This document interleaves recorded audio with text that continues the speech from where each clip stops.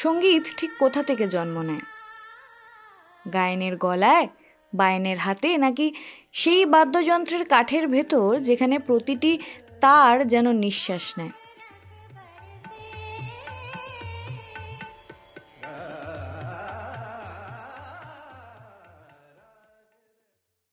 ভারত এমন এক দেশ যেখানে সুর যেন মাটির গন্ধে মিশে আছে, যেখানে প্রতিটি ভোরে বাতাসে বাজে কোনো না কোনো রাগের ছোঁয়া, আর প্রতিটি সন্ধ্যায় মন্দিরের ঘণ্টার সঙ্গে মিশে যায় প্রার্থনার সুর। এদেশের সঙ্গীত কেবল আনন্দ নয়, এ যেন এক বিশ্বাস, এক ভাষা, যা মানুষকে মানুষে, প্রাণকে প্রাণে বাঁধে এক অদৃশ্য বন্ধনে।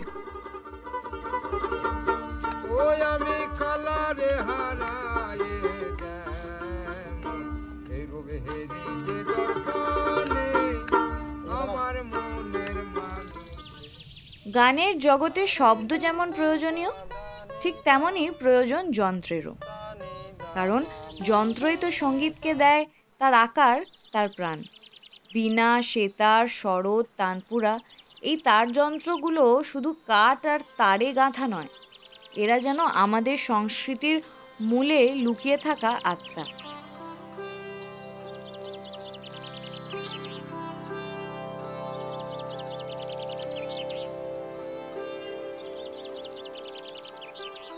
কিন্তু এই যন্ত্রগুলির জন্ম কোথায় হয়? কোথায় গড়ে ওঠে সেই সুরের ঘরবাড়ি? হাওড়া জেলার এক কোণে, শহরের কোলাহল থেকে খানিকটা দূরে, নদী ও গ্রামের গন্ধে ভেজা এক শান্ত জনপদ, উলুবেড়িয়া।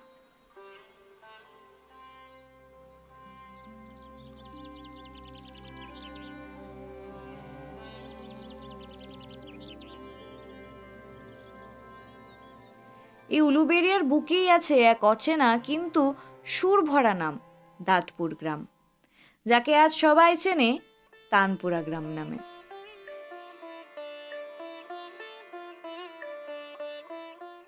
প্রায় 50 বছর আগে এখানেই এই গল্পের সূচনা করেছিলেন এক মানুষ, তারাপদ হালদার।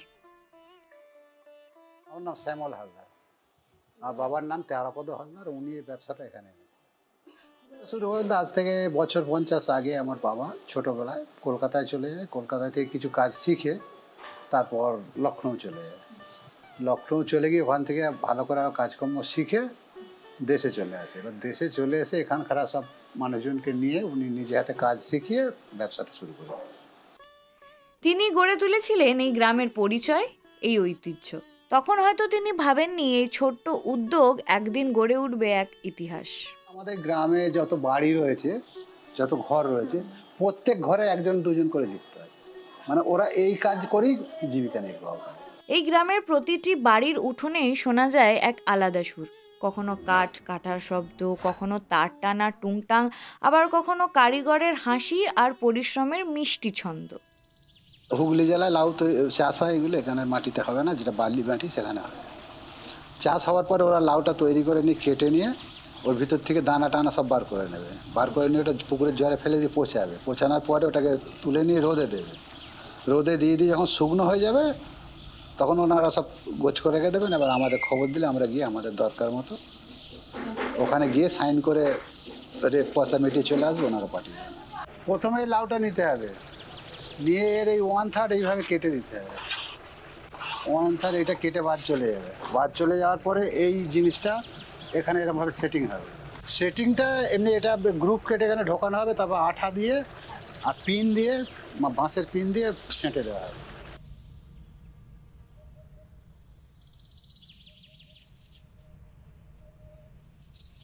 এইগুলো মারা আছে, পিন মারা আছে, এইসব মারা আছে। পিন না মারলে ওটা থাকবে না। আঠা দিয়ে তারপর পিন দেওয়া আছে। ওই যেগুলো সেটিং করছে এবার আঠা দিয়ে পিন দিয়ে মারা। তারপরে এই ডান্ডিটা এখানে সেটিং করা হবে, ভিতরে সব কাটতে হবে, কেটে কেটে ভিতরে সেটিং হবে। সেটিং হয়ে সামনে পর্সানে একটা বড় কাঠ ওর সঙ্গে সেটিং করে বসানো হবে।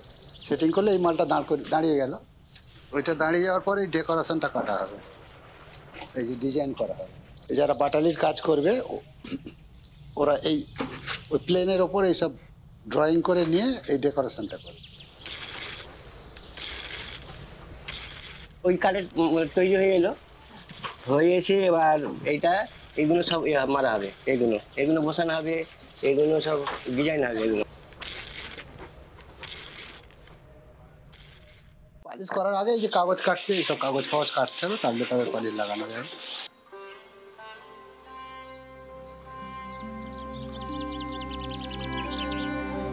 এটা হয়ে যাওয়ার পরে এই পালিশে চলে যাবে ওখানে। এই গালা আর এই স্পিড দিয়ে এটা এরকম ভিজনা থাকবে, গালা এতে ফেলে দিয়ে এটা ভিজনা থাকবে।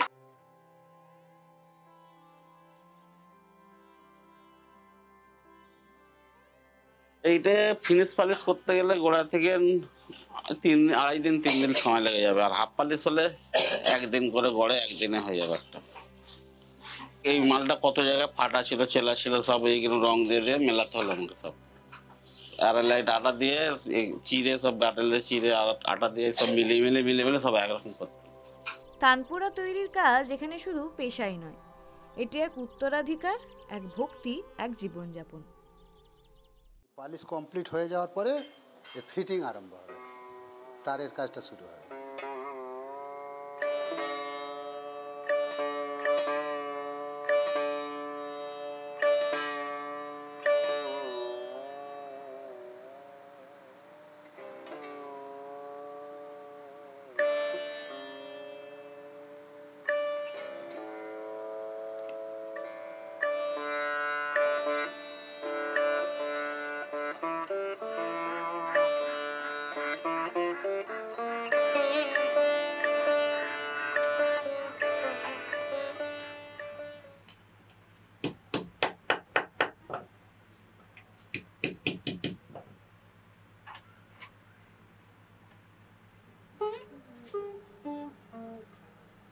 আমার নাম শেখ মাসুম আলী।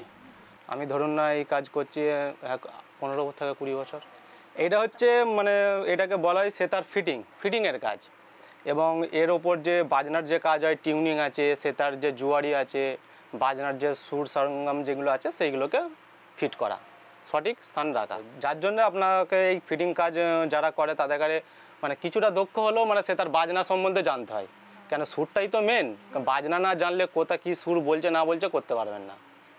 এমনি তো হাতের কাজ, ধরুন এইটা যে আমরা এগুলো যে লাগাচ্ছি এগুলো হচ্ছে অ্যাকচুয়ালি হাতের কাজ, যে কোনো মানুষ শিখলে সে তার দেখে দেখে করতে পারবে।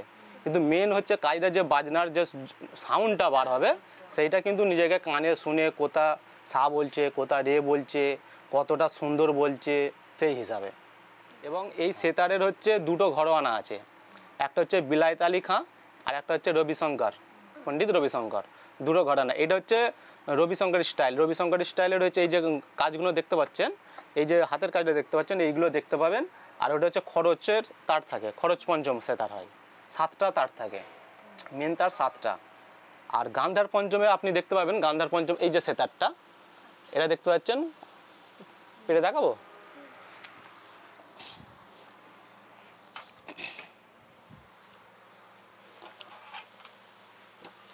এটা হচ্ছে প্লেন, এটা হচ্ছে গান্ধার পঞ্চম, হচ্ছে বিলায়েত খানি ঘরানা সেতার। এতে কোনো কিছু থাকবে না, এতে হচ্ছে 6টা স্ট্রিং থাকবে, মেন স্ট্রিং, এটা 7টা, এটা 6টা। এটা হচ্ছে প্লেন, এতে কোনো নেই। এটা হচ্ছে মুন্ডা সেতার বলা হয় বা ভিকে স্টাইল সেতার বলা হয়। তানপুরা গ্রামের মানুষ প্রমাণ করেছেন যন্ত্রই নয়, সুরের প্রকৃত প্রাণ লুকিয়ে থাকে শিল্পীর হাতে। এখানে প্রতিটি কাঠের ফালি, প্রতিটি তার, প্রতিটি সুর বলছে একটাই কথা, যতদিন এই হাতগুলো কাজ করবে ততদিন ভারতবর্ষের সঙ্গীত নিঃশ্বাস নেবে, প্রতিদিন নতুনভাবে, নতুন রূপে।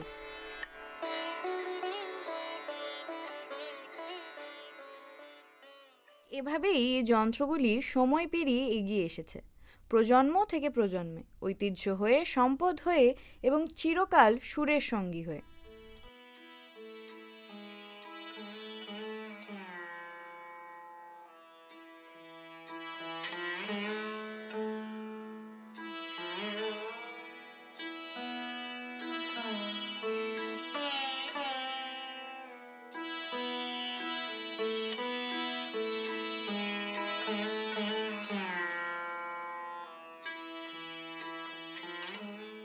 আর সেই ঐতিহ্যের সাথেই আজও পথ চলছেন একজন মানুষ, যার ঘর ভরা সুরের ইতিহাস, যার হাতে ধরা আছে কয়েক শতাব্দীর পুরনো তারযুক্ত যন্ত্রের স্মৃতি।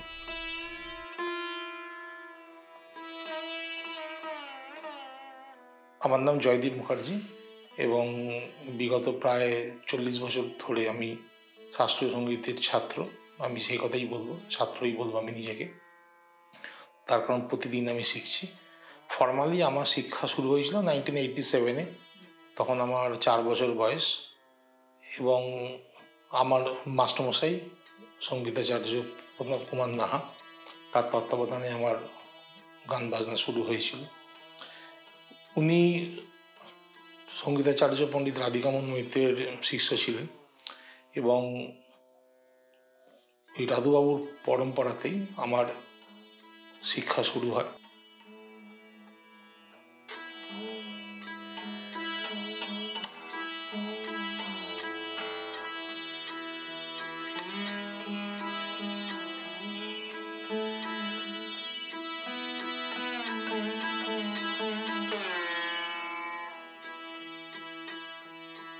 প্রথম যখন সুরশৃঙ্গার আমি হাতে নিই, আমি দেখলাম যে যন্ত্রটা প্রায় 6.5 ফুট মতো হাইট এবং ওটা সেই কাঁধে করে বাজাতে হয়। ওই যন্ত্র, বিশাল বড় বড় যন্ত্র দেখে সে তো আমার খুবই অবস্থা খারাপ হয়ে গেছে। আমি এটা বাজাবো কি? তখনই বুঝতে পারলাম যে জিনিসগুলো কেন অবলুপ্ত হয়ে গেছে। আমি দেখলাম যে আমাকে ইনোভেট করতেই হবে এবং এই যন্ত্রগুলোকে আবার যদি নতুনভাবে আমি নিয়ে আসতে চাই, আমাকে এটাকে কিন্তু ইনোভেট করে এটা সাইজটাকে প্লাস মাইনাস করে একটা টোনাল কোয়ালিটি প্রডিউস করতে হবে। সেই চিন্তা ভাবনা থেকেই যন্ত্রের রিভাইভাল শুরু হলো। দেশ বিদেশে তার সুর পৌঁছে গেছে বহু জায়গায়, সম্মানও এসেছে অনেক, কখনো শিল্পের স্বীকৃতি, কখনো দেশনেতার শুভেচ্ছা হিসেবে। একদিন অ্যানাউন্স হলো যে সঙ্গীত নাটক একাডেমির ওস্তাদ বিসমিল্লাহ খান যুব পুরস্কারটা আমাকে দেওয়া হবে। তারপর সেটা নিলাম এবং নেওয়া পরেতে হঠাৎ করেই প্রাইম মিনিস্টার এটা নিয়ে চর্চা করতে করতে আমার নাম উল্লেখ করেন এবং তারপরেতে 75th রিপাবলিক ডেতে আমাকে উনি ডেকে পাঠান as a special guest of honour.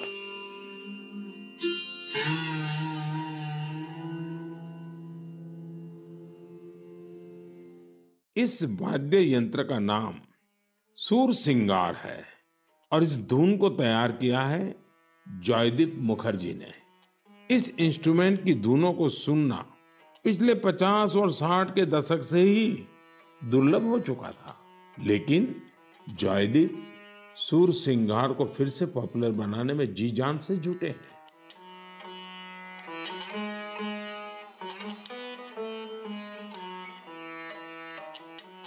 এইসব যন্ত্রই আমাদের সুরকে ধরে রেখেছে সহস্র বছর ধরে। ভক্তির মুহূর্তে, আনন্দের দিনে, দুঃখের সুরেও তারের কম্পন আমাদের মনকে ছুঁয়ে যায়। আমি যদি ইনস্ট্রুমেন্টসগুলোকে দেখি, পারকুশন ইনস্ট্রুমেন্টস এসছে ডমরু থেকে, উইন্ড ইনস্ট্রুমেন্টস সেটা এসছে বাঁশি থেকে, যেটা হচ্ছে আমাদের শ্রীকৃষ্ণের হাতের যে বাঁশি, আর স্ট্রিং ইনস্ট্রুমেন্টস এসছে সরস্বতীর হাতে, তার হাতে সরস্বতী বীণা। এবং এই স্ট্রিং ইনস্ট্রুমেন্টসের ভেতরে বহু রকমের বীণা আছে। আমি যদি শাস্ত্র দেখি, বহু রকমের বীণা। দক্ষিণ ভারতে গেলে সরস্বতী বীণা দেখতে পাই আমরা, রুদ্র বীণা, আদি ফর্ম অফ বীণা, যেটা মহাদেব বাজাতেন এবং রাবণ বাজাতেন বলে মাইথোলজিতে বা রামায়ণে এটার উল্লেখ আছে। সেই রুদ্র বীণার কম্পিটিশন করতে গিয়ে সুরশৃঙ্গারের জন্ম। আফগানিস্তানে লোকেরা যখন এখানে এলো তখন সেখানে রবাব তারা নিয়ে এসেছিল, সেই রবাব থেকে তৈরি হলো শরৎ, সেই রবাব থেকে তৈরি হলো তানসেনি রবাব, সেই তানসেনি রবাব আর সুরশৃঙ্গারকে মিক্স করে তৈরি হলো সুর রবাব।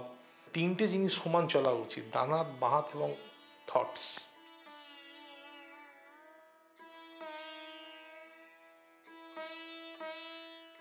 এখনকার দিনের ছেলেমেয়েরা কিন্তু এই নিয়ে অনেক খুব ইন্টারেস্টেড। বাচ্চাদের মধ্যে কিন্তু নিজেদের কালচারকে জানবার, নিজেদের জিনিসগুলোকে শেখার নানা রকম কিন্তু ইন্টারেস্ট বাড়ছে। প্রজন্ম বদলাচ্ছে, বদলাচ্ছে সময়, কিন্তু তারের টান আর মনের টান দুটোই রয়ে গেছে একই রকম। সেই জন্যই হয়তো বলা হয়, যতদিন মানুষের মন সুর খুঁজবে ততদিন তাকে পথ দেখাবে সুরের সাধনা।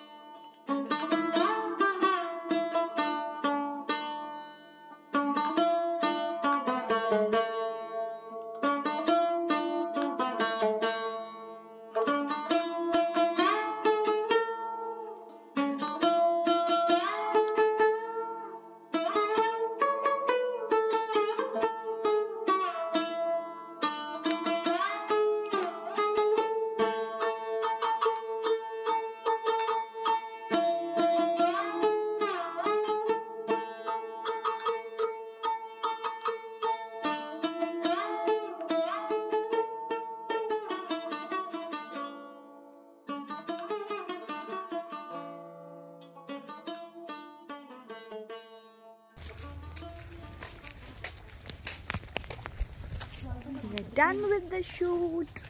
Yay!